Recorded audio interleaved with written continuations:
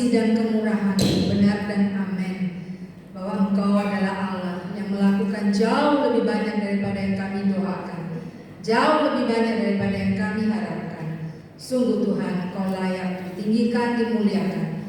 Sungguh ya Tuhan, bagi-Mu segala hormat dan pujian. Terima kasih Bapa. Kami menempatkan diri kami Tuhan sebagai bagian dari kehidupan yang Tuhan sudah tentukan, sebagai bagian dari tubuh Kristus. Engkaulah kepala. Tolonglah kami ya Tuhan, supaya kami mengerti apa yang menjadi kehendak-Mu. Hari demi hari kami boleh dibentuk seturut dengan rencana. Di dalam nama Tuhan Yesus Kristus, kami mau belajar firman-Mu ya Tuhan. Dalam nama Tuhan Yesus Kristus. Amin. Silakan duduk. Shalom. Ya, senang sekali kita boleh bertemu kembali di sini. Kadang-kadang saya cuma berpikir ya, kalau berdiri di sini itu saya menghadap pintu, bukan menghadap orang. Baiklah, saya bisa ke sana kemari ya. Kita tetap fokus. Puji Tuhan. Sore hari ini kita mau belajar firman Tuhan. Saya senang sekali bahwa pada akhirnya ada kesempatan untuk bisa bertemu pada Sabtu sore, waktu yang begitu langka ya. Kita akan membaca firman Tuhan di dalam Amsal 16 ayat yang ke-9. Amsal 16 ayat yang ke-9. Ayat ini sudah sering kita tahu, tetapi sore hari ini kita mau melihat kembali apa yang menjadi bagian dari firman Tuhan untuk kita mengerti. Amsal pasal yang ke-16 ayat yang ke-9. Saya mengundang oleh satu orang yang sudah mendapatkan, boleh membacakan dari tempat. Amsal 16 ayat yang ke-9. Mari silakan. Siapa yang bersedia untuk membacakannya? Amsal 16 ayat yang ke-9. Hati manusia memikir-mikirkan jalannya, tetapi Tuhanlah yang menentukan arah langkah. Terima kasih ya. Mari bersama-sama kita membaca sekali lagi dengan bersuara Amsal 16 ayat yang ke-9. 2, 3. Hati manusia memikir-mikirkan jalannya, tetapi Tuhanlah yang menentukan arah langkahnya. Sambil dihafal ya, sekali lagi ya, tanpa melihat ya. Kita menghafal ayat firman Tuhan ini. 1, 2, 3. Hati manusia memikir-mikirkan jalannya, tetapi Tuhanlah yang menentukan arah langkahnya. Jadi di sini Bapak Ibu yang dikasih Tuhan, saudara-saudara yang dikasih, ada dua bagian ya. Hati manusia, tadi ada manusia, kemudian yang baris kedua ada Tuhan yang menentukan arah langkahnya.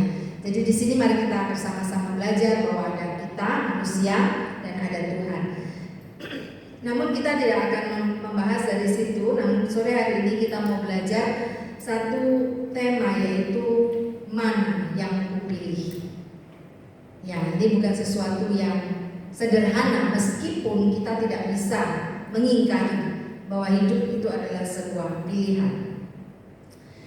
Mari kita melihat di sini beberapa catatan sambil kita belajar, dan ketika kita mendengarkan firman Tuhan kita bisa merefleksi ya. Hidup itu adalah terdiri dari pilihan demi pilihan. Mari kita menyadari hal tersebut. Proses membuat keputusan itu adalah menyangkut sesuatu di masa yang akan datang dan melibatkan faktor ketidakpastian dan resiko. Kenapa kita harus membuat pilihan? Karena itu menyangkut yang berikutnya, yang akan datang. Ini tulisannya kecil, tidak bisa, mungkin karena file ya. Saya mohon maaf, kalau yang PDF mungkin bisa lebih jelas. Tapi tidak apa, kita kembali ke firman Tuhan ya. Jadi proses membuat keputusan itulah yang menjadi masalah dalam kehidupan kita setiap hari. Saya membaca sebuah sumber yang menuliskan demikian. Mungkin kita sudah pernah mendengar juga ya.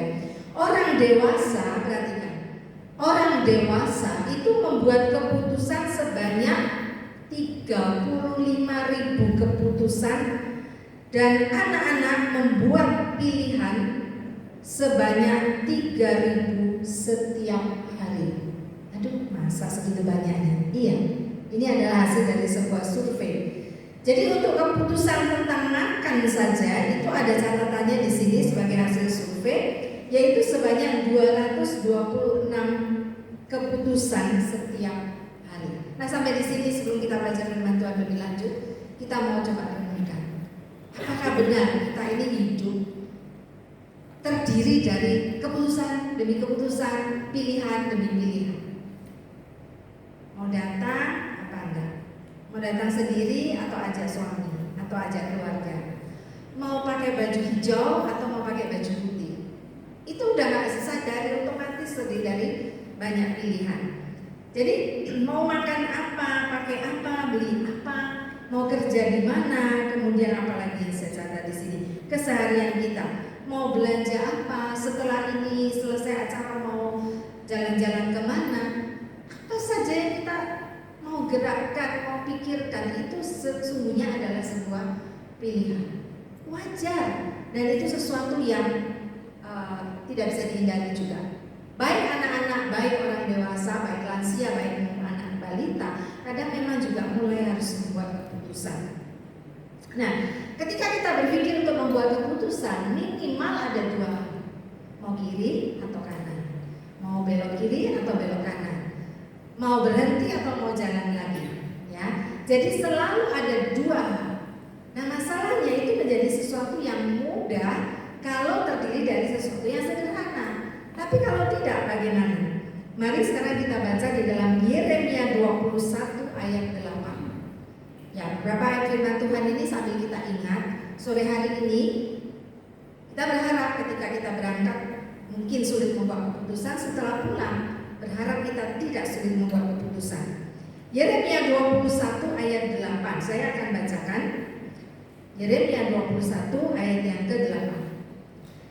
Tetapi kepada bangsa ini haruslah kau katakan, beginilah firman Tuhan, sesungguhnya aku menghadapkan kepada kamu jalan kehidupan dan jalan kematian.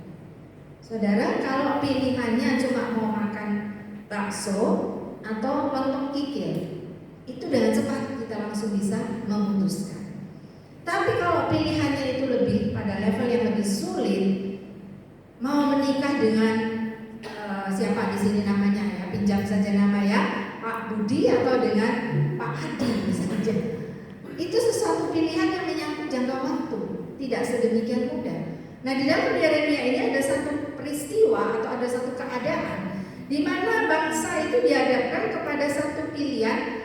Cuma dua sih sebenarnya. Satu adalah jalan kehidupan, satunya jalan kematian. Ini bukan pilihan sederhana. Hidup dan mati itu adalah selalu sesuatu yang serius dan penting. Tidak pernah kata hidup dan mati itu sederhana. Ada orang yang mengatakan aku cinta sehidup semati, dibuktikan nanti. Sehidup iya, ketika semati beda lagi gitu ya. Tetapi kalau sudah menyangkut hidup dan mati, ini sesuatu yang serius. Nah, mari kita lihat konteksnya ya. Di dalam Yeremia 21, ada baiknya kita buka saja Yeremia 21 atau nanti dibaca. Saya tidak hanya catatkan saja di sini ya. Yeremia 21 ini adalah peristiwa, saya buatkan ringkasannya di sini. Terjadi pemberontakan terhadap Babel yang mengakibatkan Yehuda diserbu dan Yerusalem dihancurkan. Tetapi penyebab rohani yang mendasari kejatuhan negeri itu adalah ketetapan Allah terhadap umatnya karena dosa Manasye dan kemurtatan Yehuda itu. Maka Sedekia raja Yehuda yang terakhir masih memerintah ketika Yerusalem runtuh. Kemudian dalam Yeremia 21 itu juga mencatat bahwa Yeremia bernubuat kepada bangsa itu bahwa jika mereka tidak tunduk kepada hukuman yang telah ditetapkan Allah dan menyerahkan kepada pasukan Babel, mereka akan mati di dalam kota. Jadi singkatnya begitu. Kalau saudara baca Yeremia pasal 21, itu ada satu keadaan di mana Allah menjatuhkan hukuman. Keadaannya tidak baik-baik saja. Bersyukur kalau setiap hari kita berada dalam keadaan baik-baik saja. Tapi kalau kita dalam keadaan tidak baik-baik saja, kita harus waspada. Sekarang mari kita bertanya, apakah hari ini kehidupan kita sedang baik-baik saja? Oh puji Tuhan, saya punya uang cukup, saya punya rumah baik, bisa punya keluarga baik, puji Tuhan. Tapi apakah betul itu sesuatu keadaan yang baik-baik saja? Jangan-jangan kita begitu enaknya dan baik-baiknya sampai kita nggak sadar berada di dalam zona nyaman. Kalau sudah zona nyaman, kita bisa lupa dengan rencana Tuhan. Karena Tuhan tidak boleh berhenti pada satu titik terus-menerus, karena harus bertumbuh. Nah, jadi keadaan bangsa itu sedang di dalam keadaan darurat, ya, dalam keadaan menghadapi raja yang akan menyerang mereka, menghukum mereka. Lalu sebagai pemimpin, Raja Zedekia menghendaki supaya jangan sampai seperti ini. Keadaannya harus baik-baik saja. Lalu Raja Zedekia mau mencoba bernegosiasi, ya, memberikan putusan dan istilahnya request begitu ya, supaya tidak terjadi perang, supaya aman-aman saja, supaya tidak ada masalah. Itu sama seperti doa kita semua. Kadang-kadang kita maunya itu baik-baik saja, oke-oke semua, menurut ukuran kita. Demikian juga Raja Zedekia ya. Jadi kalau saudara punya waktu di rumah, pelajari kembali Yeremia atau baca kembali Yeremia 21 ini dalam satu pasal. Nah, sekarang kita mau belajar yaitu sebuah pilihan yang harus dibuat oleh seluruh bangsa. Pilihan itu apa? Di dalam ayat yang ke-9. Saya lanjutkan baca Yeremia 21 ayat 9. Kalau ayat yang ke-8 tadi itu sudah ada satu pilihan ditentukan, mau pilih jalan kehidupan atau jalan kematian. Lalu kenapa harus dipilih seperti itu? Nah, ini lebih situasinya yang lebih real. Yeremia 21 ayat 9. Siapa yang tinggal di kota ini akan mati karena pedang, karena kelaparan dan karena penyakit sampar. Perhatikan, mari kita pelajari keadaan mereka ini ya. Siapa yang tinggal di kota ini akan mati karena pedang, karena kelaparan dan karena penyakit sampar. Tetapi siapa yang keluar dari sini dan menyerahkan diri kepada orang-orang Kasdim yang mengepung kamu, ia akan tetap hidup. Nyawanya akan menjadi jarahan baginya. Kalau pilihannya seperti ini, siapa yang mau milih? Paling kita bilang, aduh kalau bisa gak usah milih ya. Kalau Indonesia itu terkenal dengan yang namanya buah si malakama. Apa itu? Hah? Apa buah si malakama? Serba salah ya. Kalau gak salah, mundur kepada ceritanya, kalau buah itu dimakan, bapak mati. Kalau enggak dimakan, ibu mati. Pilih yang mana?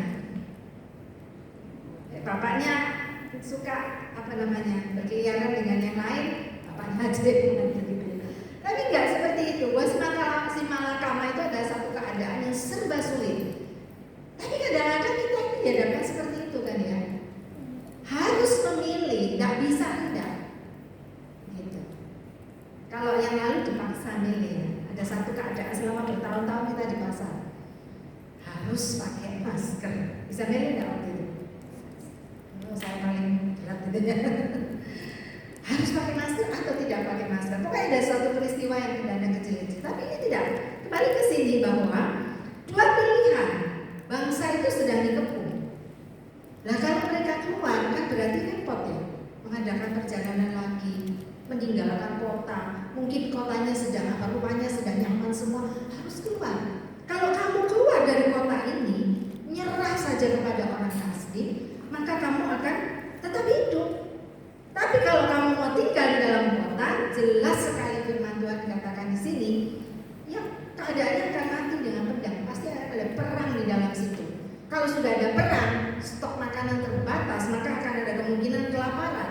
Kalau sudah kelaparan, kondisi fisik turun, akan ada penyakit. Dan cepat sekali penyakit itu menular, karena ini penyakit sampar.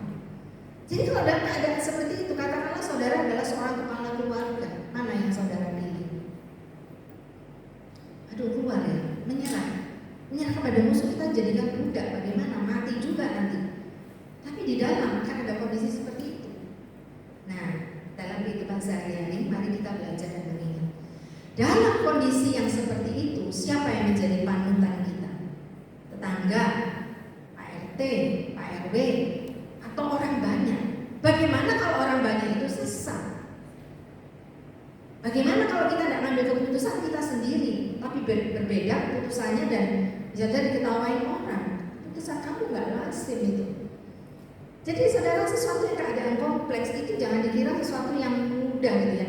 Oke, saya umur 10 tahun selesai urusan, nanti umur 15, 20, 30, terus ada kondisi-kondisi yang membuat kita harus membuat keputusan. Saya tidak tahu sore hari ini barangkali ada yang sedang bergumul mau menikah apa enggak, menikahnya sekarang atau 5 tahun lagi, ya, mau pindah dari Surabaya apa enggak, mau kerja di perusahaan B atau perusahaan D, ada banyak hal kita tidak tahu, tapi kita harus membuat keputusannya dan keputusan itu harus dibuat sekarang dan itu menyangkut yang akan datang. Bayangkan kalau kita salah membuat keputusan.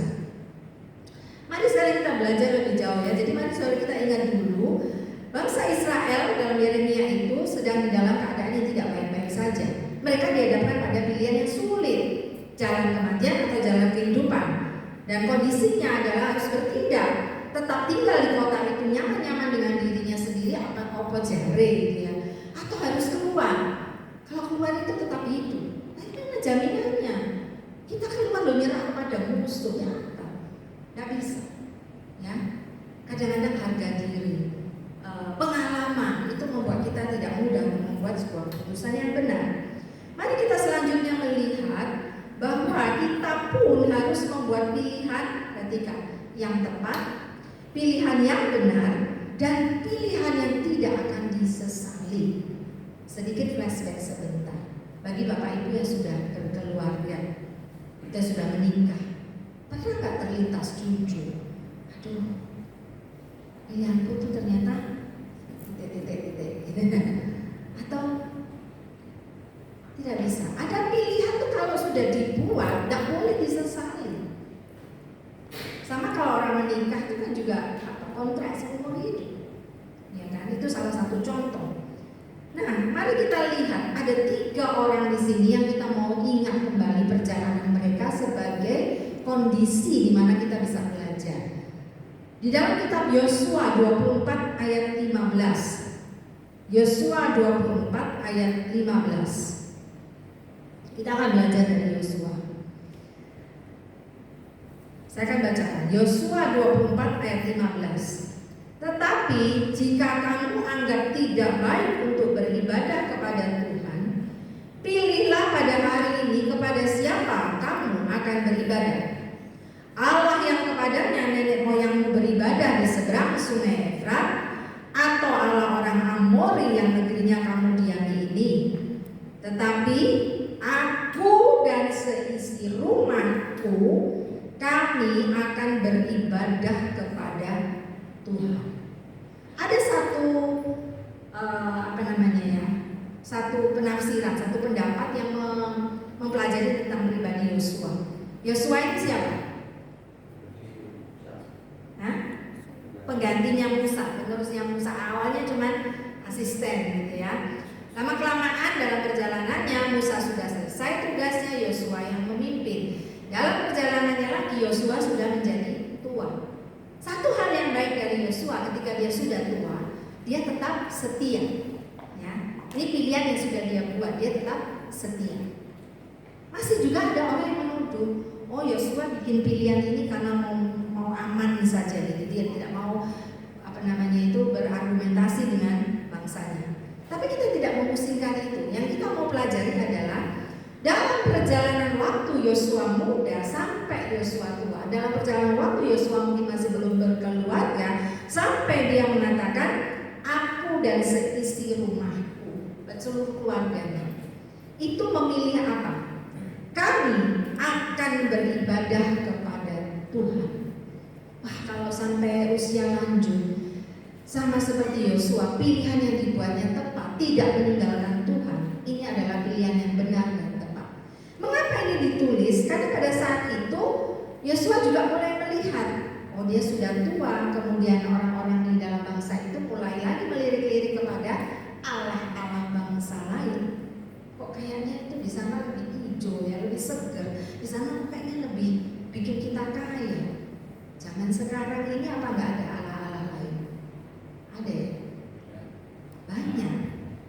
Harta, teman, lifestyle lifestyle apa saja itu kadang-kadang bisa menjadi ala-ala lain yang tanpa disadari tiba-tiba sudah membuat kita memilih untuk melakukannya, memilih untuk mengikutinya.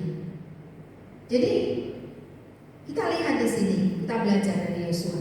Yosua dari masa muda sampai tua dia hanya memilih menyembah kepada Tuhan. Barangkali kita sudah sama, kita sudah sampai setengah umur. Dulu waktu sekolah minggu kita sudah pilih jadi anak Tuhan sampai sekarang, puji Tuhan. Tapi jangan lupa sampai dengan seisi rumah. Kalau dalam seisi rumah kita masih ada yang belum memiliki iman yang sama dengan kita, mari kita tolong mereka membuat keputusan yang tepat. Kita minta kasih karunia Tuhan supaya seisi rumah kita juga beribadah kepada Tuhan.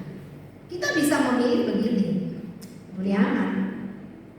Ada banyak orang tua kadang-kadang gini, dia tuh besar ya, piano dia menentukan pilihannya sendiri. Jujur saya termasuk orang tua yang udah kolot, dan tidak bisa membiarkan anak memilih tanpa kita bimbing, tidak bisa. Ada banyak, saya punya teman-teman seangkatan maupun angkatan di bawah saya. Pada saat kita sudah mulai bincang-bincang soal memilihkan jodoh, saya yang kena semprot gitu ya. Kamu kayak orang kuno ya, pakai milih-milihkan jodoh anak. Gak tahu Bapak Ibu di sini yang punya anak remaja, setuju apa enggak? Setuju milihkan? Kan ya, mulai lihat-lihatan anak dan mamanya. Nanti berunding ya, nanti berunding. Ini sesuatu yang menyangkut pilihan ya. Jadi tetap harus ada arahan dari orang tua, dari orang-orang yang mengerti tentang kehidupan. Anak mau nggak mau dengerin orang tua, itu bukan permintaan orang tua, itu permintaan Tuhan. Ya, orang tua kan cuma melaksanakan. Nah, jadi Yosua yang kita teladani sudah membuat pilihan yang benar, bahkan sampai dia tua, bahkan sampai seisi rumahnya. Jadi orang tua itu benar-benar kayak penjaga ya. Kadang-kadang capek ya kalau melihat apa ya, keluarga, sanak famili gitu ya, kok jadi duduk aneh-aneh. Sekarang ini kita harus ya mengingatkan, mendoakan, itu kan capek ya. Tapi ya marilah kita membuat pilihan untuk peduli dengan keluarga dan juga seisi rumah kita. Yang kedua, kita mau belajar dari Abraham. Abraham diperhadapkan pada keadaan yang maha sulit. Ya, kita catat saja di dalam Kejadian 22. Kejadian 22 di ayat yang kedua, firman Tuhan datang kepada Abraham demikian. Ambillah anakmu yang tunggal itu yang engkau kasihi, yakni Ishak, pergilah ke tanah Moria dan persembahkanlah dia di sana sebagai korban bakaran pada salah satu gunung yang akan kukatakan kepadamu. Mari kita sekarang berdiri di tempatnya Bapak Abraham. Dapat tangannya lama ya? Dapat satu sama Tuhan diminta. Coba pikirkan. Wah, level kita tidak sampai seperti Abraham, puji Tuhan. Kita tidak dihadapkan pada keadaan yang sulit kayak Abraham. Tapi mari kita lihat di sini ya. Kalau tadi dari Amsal kita sebutkan ada manusia dengan hatinya, ada Tuhan dengan langkah yang harus ditempuh. Nah sekarang kita melihat bahwa membuat pilihan itu mengapa serius, karena ini menyangkut akan datang. Yosua sudah melakukan pilihannya, sekarang Abraham. Tingkat kesulitannya berbeda. Diuji bagaimana dia percaya kepada Tuhan. Yosua pun demikian. Jadi mari kita lihat dari dua tokoh ini selalu ada hubungan antara Tuhan dengan umatnya. Tidak bisa lepas. Lalu Abraham membuat keputusan seperti apa kita sudah tahu. Dia lakukan dengan diam-diam. Bahkan asisten pribadinya pun disuruh tunggu. Kamu tidak bisa ikut naik ke atas. Ya pasti bertanya-tanya. Mau persembahkan korban? Kok tidak membawa itu korban bakaran? Kan semua orang bertanya-tanya. Kadang-kadang kita itu belajar, saya juga belajarlah hati-hati bertanya. Mungkin kita jadi kayak bujangnya Abraham gitu ya, tanya, "Loh Tuhan, ini mau ada acara di mana korbannya?" Gitu. Terus tanya terus aja. Padahal sang Tuhan itu sedang bergumul setengah mati dan dia tidak mau bercerita. Bahkan kepada anaknya pun tidak bercerita. Nah, saya tanya, kira-kira Abraham cerita enggak kepada istrinya? Pasti tidak. Kenapa? Gak boleh katanya Yesus. Ya apa larangnya gak boleh? sekali ya, puji Tuhan kita tidak dalam posisinya Abraham, tapi kita belajar bahwa tidak jarang kita harus berhadapan dengan situasi yang begitu sulit dan tidak semua orang tahu, apalagi mengerti pilihan yang akan kita buat, pilihan yang sudah kita buat. Jangan-jangan itu pilihan mengenai investasi, mengenai uang, mengenai komitmen. Saya akan mendukung sebuah pelayanan. Tapi kalau ini saya sampaikan, terlalu banyak komentar bisa baca. Banyak di dalam tokoh-tokoh Alkitab itu, kalau saya baca, mereka itu ada sesuatu yang menyimpan dalam hati sampai tiba waktunya. Sama kayak Maria ya. Ada kan perkataan itu, Maria dikasih tahu, aku hamil gitu. Menyimpan dalam hati. Karena kalau sudah disampaikan kemana-mana dan kayak sekarang gitu ya, beritanya belum jelas, udah disampaikan ke seluruh dunia, jadi hoax yang pangkatnya ribuan gitu ya. Udah gak karuan lagi mana cari yang benar. Hidup zaman sekarang itu begitu beratnya menghadapi informasi kebenaran. Kalau dulu ada berita kejadian, tunggu aja yang resmi nanti dari radio, dari koran. Tapi sekarang siapapun bisa menjadi pembawa berita dan penyebar berita. Maka itulah kita harus hati-hati. Karena itu kan mempengaruhi keputusan kita, benar. Dalam banyak hal, apalagi dalam hal shopping. Kita yang dibuka di Shopee sama apa itu, belanja online. Kayak saya gitu sambil tidur ini bisa tertarik. Ini bagus ya, buat keputusan. Padahal nggak tahu itu benar apa enggak. Kita belajar sama-sama ya. Nah, Abraham mengatakan bahwa mendengar firman itu, saya bayangkan ini bagaimana. Tapi puji Tuhan, Abraham memiliki pengenalan yang sedemikian dengan Tuhan. Dia percaya. Saya cuma berpikir pada waktu itu ya, sebelum saya membaca lebih lanjut. Tuhan, Abraham ini pasti kenal Tuhan dengan baik. Kalau sampai dia lakukan mengorbankan Ishak, dia percaya Tuhan bisa bangkitkan lagi Ishak. Itu mungkin salah satu yang menguatkan tindakannya untuk melangkah. Nah, di dalam ayat yang 10 disebutkan, sesudah itu Abraham mengulurkan tangannya lalu mengambil pisau untuk menyembelih anaknya. Coba bayangkan. Dari ayat 2 sampai ayat 10 itu berapa lama? Perjalanan naik gunung itu hitungannya jam ya, tidak mungkin menit. Aduh, bagaimana hatinya Abraham. Sampai kepada perjalanan di tengah, kira-kira dia bisa batalin enggak?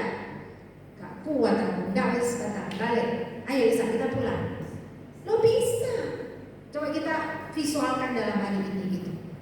Kita sudah komitmen, udah setengah jalan. Kok ini mengecewakan? Gak kuat saya, gak mampu saya. Pulang balik.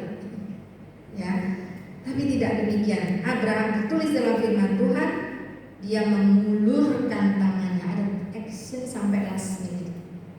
Ya, mengambil pisau itu untuk menyembelih anaknya. Dan timing dari Tuhan tidak pernah terlambat. Itu sudah jelas gini. Stop.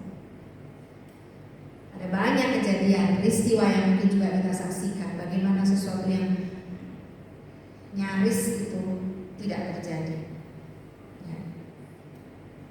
Yosua, dia mengenal Tuhan dan dia membuat pilihan di hari tuanya untuk dia sendiri dan seluruh rumahnya. Abraham kenal Tuhan. Dihadapkan pada pilihan yang sulit, dia bertindak. Sekarang bagaimana dengan Yusuf? Ini contoh yang terakhir. Kita baca di dalam Matius 1 ayat yang ke-19. Matius 1 ayat yang ke-19. Kita tahu Yusuf dalam peristiwa ini ya. Karena Yusuf suaminya, dalam Matius 1 ayat 19, karena Yusuf suaminya seorang yang tulus hati dan tidak mau mencemarkan nama istrinya di muka umum, ia bermaksud menceraikannya dengan diam-diam. Yusuf kayak Abraham gini ya. Dia dapat berita, dapat perintah, dia takut sebenarnya. Ini harus ngomong sama siapa? Dan Yusuf orang yang tulus hati, dia punya sikap terhadap sebuah keputusan yang dia buat. Dia sudah membuat keputusan loh. Pasti dia sudah membuat keputusan di dalam hatinya. Dia tidak mau mencemarkan nama istrinya di muka umum. Ini calon suami yang baik. Ia bermaksud menceraikannya dengan diam-diam. Bapak Ibu Saudara yang dikasihi Tuhan, bermaksud itu sudah bertindak atau belum? Saya bermaksud ke Bali minggu depan. Belum, baru bermaksud. Ya. Saya bermaksud makan pangsit mie setelah ini. Sekarang makan? Belum. Kalau dalam bahasa Inggris masih future tense. I will, I plan to, I'm thinking about. Belum. Ya, bermaksud menceraikannya dengan diam-diam. Perhatikan di sini, firman Tuhan itu begitu detail. Baru bermaksud saja itu sudah urusan dengan Tuhan. Kalau itu menyangkut rencana Tuhan yang tidak bisa gagal. Tapi sebagai Yusuf yang diberikan kebebasan, dia pun punya hak untuk menolak, membuat keputusan untuk tidak melakukan. Dan ketika itu dilakukan, seluruh keluarga besarnya saya yakin akan mendukung. Batal, jadi nikah, tidak apa-apa. Tapi Yusuf sudah dalam konteks masuk dalam rencana Allah. Nah, mari pada sore hari ini, apakah saya dan saudara kita sedang punya maksud? Titik, saya tidak tahu. Saudara juga tidak tahu maksud saya. Tapi mari kita lihat ketika peristiwa Yusuf, maksud di dalam hati Yusuf itu dimonitor oleh Tuhan. Nah, maksud yang ada pada saya dan saudara juga dimonitor oleh Tuhan. Apa yang menjadi maksud kita pada sore hari ini? Apakah kita sedang membuat keputusan yang mungkin tidak sesuai, atau yang justru sudah sesuai tapi saudara mau diam-diam? Kita tetap menyampaikannya kepada Tuhan. Jadi dari 3 contoh ini, betapa setiap orang itu harus menghadapi keputusan. Ada banyak, saudara bisa lanjutkan sampai 10-20 contoh dari firman Tuhan. Siapa-siapa yang menghadapi dilema untuk membuat keputusan. Nah, mari kita catat berikutnya. Ini yang sekarang kepada kondisi real kita. Di saat kita harus memilih, mari kita belajar bagaimana seharusnya membuat keputusan. Kita perlu pertimbangan. Kita melihat dulu apakah situasinya itu, ini bagi anak-anak muda ya, situasinya itu mendesak atau bisa ditunda. Kalau contohnya sepatu saya rusak, saya mau beli tapi uangnya nggak cukup, bisa ditunda nggak? Masih bisa, apa harus rusak sedikit boleh. Tapi kalau ada keputusan yang mendesak, saja orang tua sakit harus sudah mau pingsan, dibiarkan, nggak bisa, itu harus segera mendesak. Nggak pakai mikir, harus membuat keputusan. Jadi mari kita melihat betapa kondisi-kondisi itu seringkali berbeda. Nah, situasi makro dan mikronya lama atau sesaat. Ketika kita dalam masa pandemi, semua berada dalam kondisi makro. Semua keputusan harus disesuaikan dengan kondisi lingkungan yang ada. Mau tidak mau. Dan itu berlangsung sesaat atau lama. Ini kita berproses untuk memikirkan tentang kondisi di mana keadaan kita harus membuat pilihan. Apakah itu situasi pribadi atau situasi bersama? Seperti Yusuf mungkin situasi pribadi karena yang mau menikah cuma dia, ya kan? Tapi ini melibatkan keluarga begitu. Kalau Yosua itu pilihannya melibatkan seluruh keluarga dan seluruh bangsa. Kemudian apakah situasinya itu sesuatu yang terduga atau tidak terduga? Berapa banyak kali kita harus menghadapi keadaan yang tidak diduga, atau sehari-hari dan bersifat khusus, atau juga itu sesuatu yang berulang-ulang atau keputusan yang dibuat hanya satu kali. Kita mulai belajar untuk bisa membedakan apakah itu keadaan yang kompleks, yang rumit, atau yang sederhana. Kalau keputusan yang dibuat pribadi itu gampang ya. Kita mau naik Grab atau naik itu satunya, keputusan bersama. Mau bawa rombongan naik bis atau naik mobil sendiri-sendiri, itu kita nggak bisa memutuskan semua kita sendiri, harus berunding.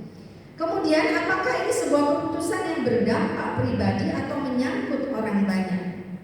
Kemudian apakah itu sesuatu yang menyangkut seperti bangsa Israel, kematian dan kehidupan? Ada alternatif. Kalau gitu bisa nggak saya nggak usah milih? Ini seperti dilakukan anak saya, kadang-kadang kalau disuruh pilih, mama aja putuskan gitu ya. Oke, 1 kali, tapi 2 kali nggak boleh. Harus bisa memutuskan sendiri. Anak-anak kita bantu, tapi kalau sampai dewasa nggak bisa memutuskan sendiri, berat. Ya, jadi bisa nggak kita mengatakan, apakah saya bisa tidak usah membuat keputusan? Itu sudah membuat keputusan. Saya memutuskan untuk tidak memilih. Saya memutuskan untuk tidak usah memutuskan. Biar orang lain yang memutuskan buat saya. Ya tidak apa-apa, itu juga pilihan. Tapi saudara sudah membuat keputusan. Jawabannya adalah tidak bisa. Setiap orang itu harus membuat keputusan. Termasuk kalau dia membuat keputusan, biar orang lain saja yang memutuskan. Itu sudah keputusan. Nah sekarang yang penting adalah kenapa kita harus membuat keputusan? Karena keputusan itu baik besar ataupun kecil, mudah atau sulit, itu semua memiliki konsekuensi. Apapun keputusan yang kita buat, itu selalu mempunyai resiko. Keputusan yang salah, apa akibatnya? Keputusan yang benar, apa akibatnya? Jadi pilihan itu harus dibuat karena kita hidup dalam waktu yang linier. Kalau saya kirim SMS kepada saudari Ivana, salah kirim, apa yang saya lakukan? Di-delete, di-undo gitu ya. Tapi kalau keputusan ini linier, kita sudah melangkah. Tidak selalu kita bisa kembali. Kalau kita jalan gitu, mamanya nyetir, loh salah jalan, salah masuk gangnya, bisa putar. Tapi kadang-kadang dalam kenyataan hidup tidak bisa. Sudah harus pilih, lanjutkan, ada konsekuensinya. Jadi pilihan itu harus dibuat karena menyangkut waktu ke depan. Dan bagi seorang pemimpin, membuat keputusan itu kenapa penting? Karena berdampak kepada orang lain. Keputusan seorang kepala keluarga berdampak kepada seluruh keluarganya. Keputusan seorang ibu rumah tangga berdampak kepada keluarganya. Nah, ketika Tuhan mempercayakan saudara dan saya dengan 5 masalah, 5 urusan, 5 tanggung jawab, maka berarti kita harus membuat keputusan untuk 5 urusan. Dan itu tidak boleh salah sebaiknya. Lalu sulit, iya, sulit. Tetapi puji Tuhan, kita bisa, dan kita prinsipnya adalah tidak boleh tidak membuat keputusan. Ketika kita membuat keputusan, harus membuat keputusan yang benar. Bagaimana membuat keputusan yang benar adalah bersama dengan Tuhan.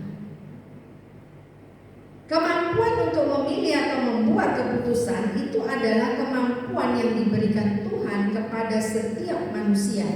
Manusia dipercaya untuk membuat keputusan. Saya beri waktu setengah menit, 30 detik. Kapan saudara tidak diberi kesempatan oleh Tuhan?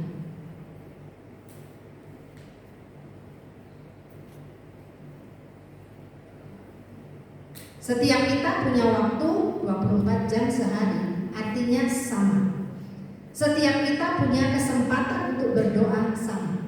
Tapi apa yang kita doakan? Setiap kita punya kesempatan untuk melakukan apa yang kita mau. Tetapi apakah yang kita lakukan itu sesuatu yang benar, yang tepat, atau yang sudah sesuai dengan kehendak Tuhan?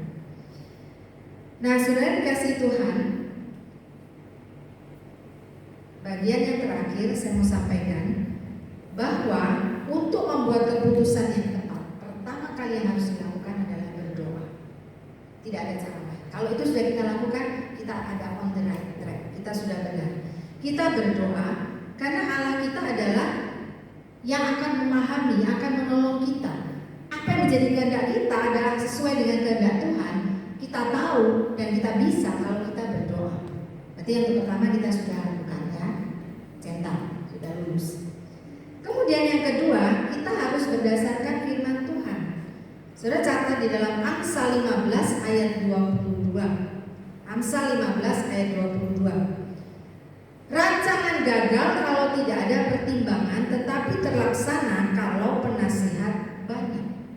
Siapa penasehat kita yang terbaik? Firman Tuhan. Tuhan sendiri, Roh Kudus.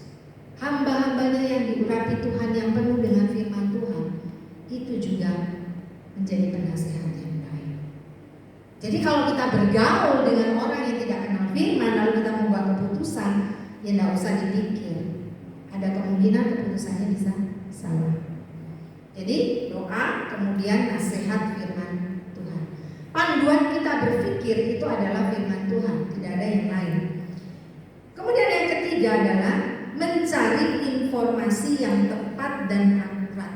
Untuk setiap keputusan kita harus mendapatkan informasi yang tepat dan akurat. Karena waktu kita itu berharga. Setiap keputusan menyangkut waktu yang tidak bisa kembali. Dan kemudian juga kita harus membuat keputusan. Jangan gegabah dalam membuat keputusan. Di dalam 1 Tesalonika 5 ayat 21, jangan gegabah dalam mengambil keputusan. Ujilah segala sesuatu dan peganglah apa yang baik. Kalau sudah dapat informasi seperti itu, bisa nggak kita takut untuk membuat keputusan? Bisa. Saya adalah orang yang sangat peragu, dan saya adalah orang yang tidak bisa membuat keputusan karena tidak mau berisiko, takut. Tetapi ketika mengenal firman Tuhan, oh, anak Tuhan itu harus bertanggung jawab. Anak Tuhan itu harus membuat keputusan. Tuhan Yesus pun membuat keputusan. Maka itu kita harus lakukan. Dan kalau kita sudah berani mengambil keputusan-keputusan yang kecil dengan benar, Tuhan akan mempercayakan kita untuk membuat keputusan-keputusan yang besar. Kalau sudah Tuhan percayakan mengambil keputusan untuk diri sendiri dengan tepat, maka Tuhan menjadikan kita pemimpin untuk bisa membuat keputusan yang tepat bagi banyak orang.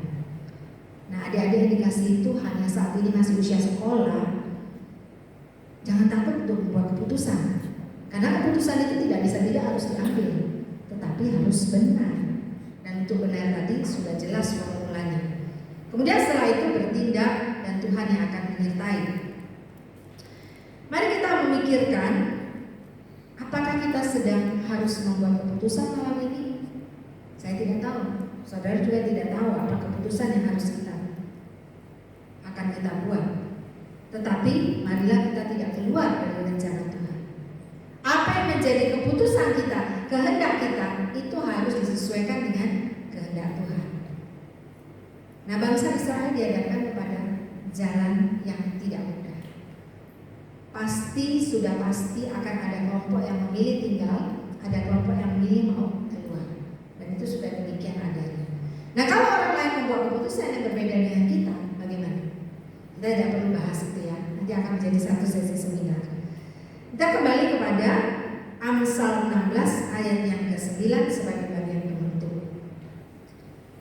Hati manusia memikir-mikirkan jalannya, tetapi Tuhanlah yang menentukan arah langkahnya. 2023 tinggal hitungan minggu, bahkan hari.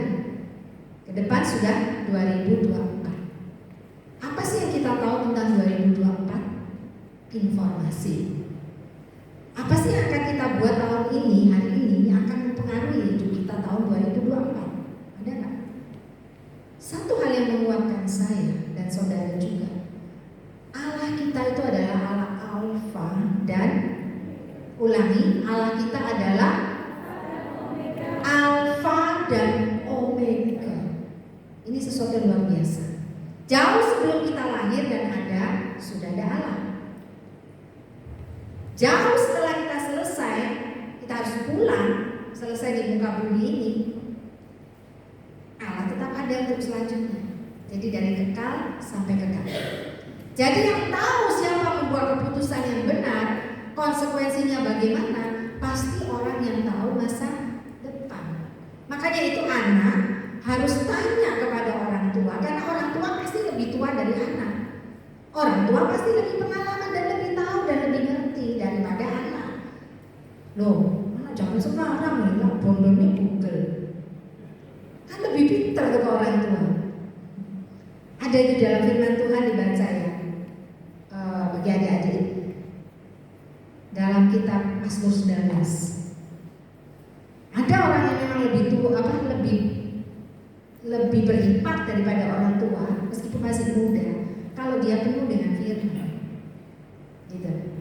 Tapi kalau belum sampai penuh dengan firman, hanya sama orang tua, karena orang tua pasti lebih tua dari anak, ya kan? Nah kalau kita semua, siapa yang mau ditanya masa depan? Tukang ramal, sama-sama makan nasinya, dia ngerti apa gitu kan? Oh, ramalan bintang, horoskop.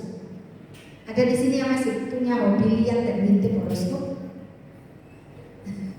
Enggak ya, bisa ya, karena itu bisa diprogram dan kalau dibuka-buka isinya sama. Enggak usah. Tapi yang tahu masa depan kita adalah Allah Alfa dan Omega. Mau ngomong sampai masa depan berapa tahun?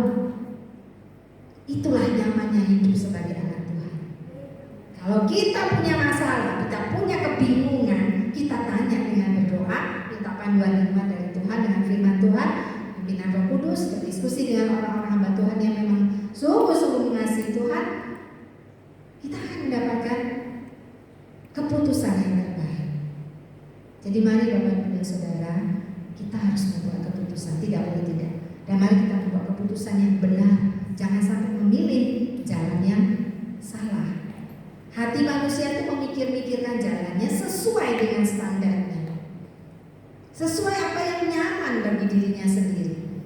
Tetapi Tuhanlah yang menentukan arah langkahnya. Apalagi kalau kita hidup di dalam Tuhan, ikut rencana Tuhan. Tidak mungkin Tuhan itu tidak memimpin, pasti dipimpin untuk hal kecil hal yang besar.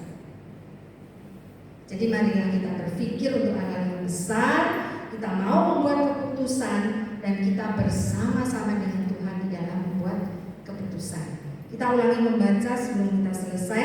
Amsal 16 ayat 9. Sudah hafal ya sampai jam sekarang?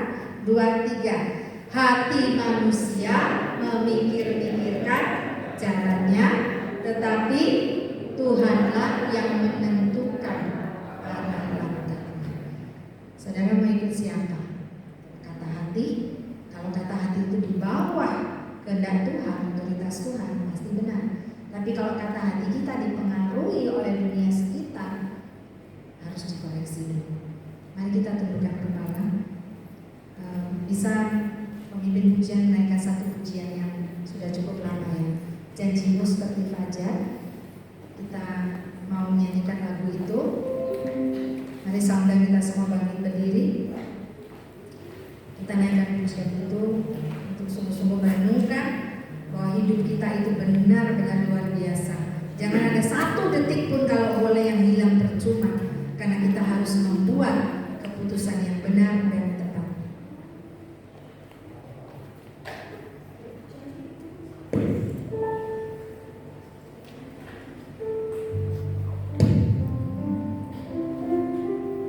Mari kita tundukkan kepala dengan mengambil waktu teduh, merenungkan bahwa apa yang sedang ada maksud di dalam hati kita.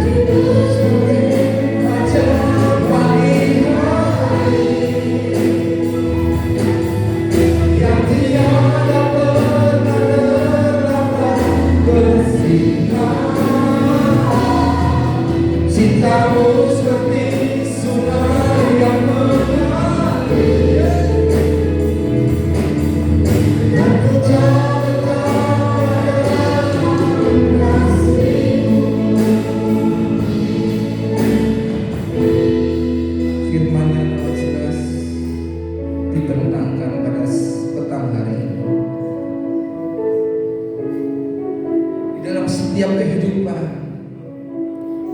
kita manusia diperhadapkan adanya pilihan. Tuhan,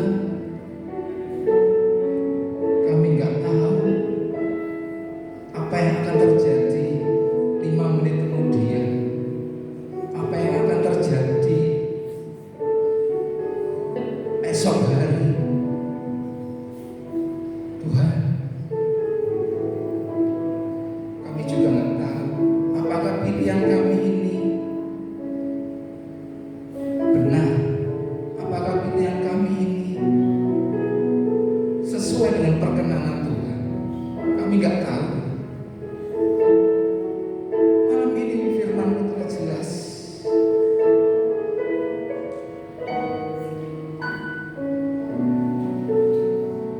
mengajari setiap kami untuk melibatkan Tuhan dan kehidupan kami. Melalui doa kami, melibatkan Tuhan.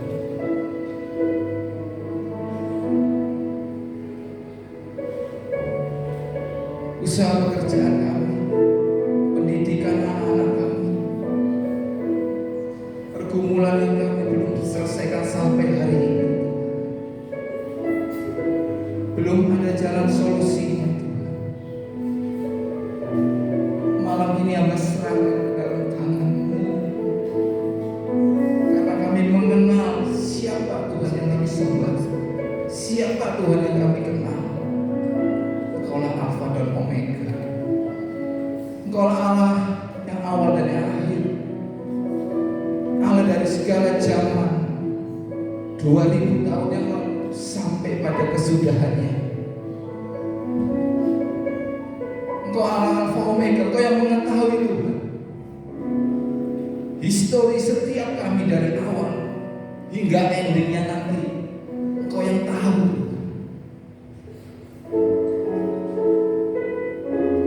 Mari ya Tuhan, Engkau melihat setiap kami, tangan-tangan kami yang terangkat, menyerahkan semuanya kepada Engkau, mempercayakan, berserah sepenuhnya kepada Engkau, karena itulah bagian setiap kami. Dan Tuhan akan melakukan bagian Tuhan, menyelesaikan semuanya dengan cara Tuhan, dengan jalan Tuhan dan waktu Tuhan.